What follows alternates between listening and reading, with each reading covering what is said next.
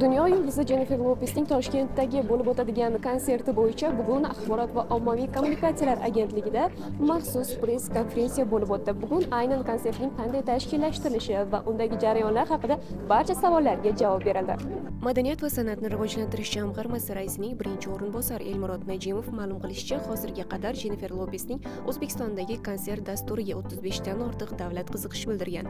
Shuningdek, hozirda xonandaning kiyinish uslubi va sahna chiqishlari bo'yicha ham muzokaralar olib borilmoqda. Bu bo'yicha biz hozir o'sha Jennifer Lopesning administratsiyasi bilan hozir o'sha munozaralar olib boryapmiz.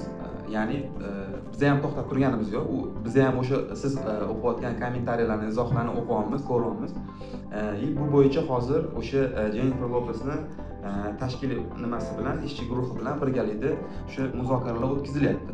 Lekin o'sha shartnoma berilgan mahalda, ya'ni biz endi bu yerda davlat tashkiloti sifatida tadbirkorlarga ko'mak beryapmiz-da. Ya'ni bu tadbirni o'zi tadbirkorlar tashkillashtiryapti. Prosta bu narsa o'sha nima deydi, jahon darajasidagi bir yulduzni O'zbekistonga katta tur doirasida birinchi marta kelishi.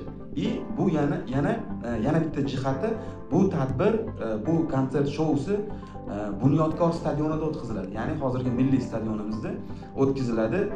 Bu ham o'ziga xos bir O'zbekiston uchun, nafaqat O'zbekiston uchun, balki o'sha Markaziy Osiyo uchun, qo'shni davlatlarimiz, o'sha SNG davlatlaridagi nimalar uchun ham yangi bir hodisa hisoblanadi. Chunki shu vaqtgacha unaqa darajada Bunyodkor stadionida katta tadbirlar o'tkazilmagan.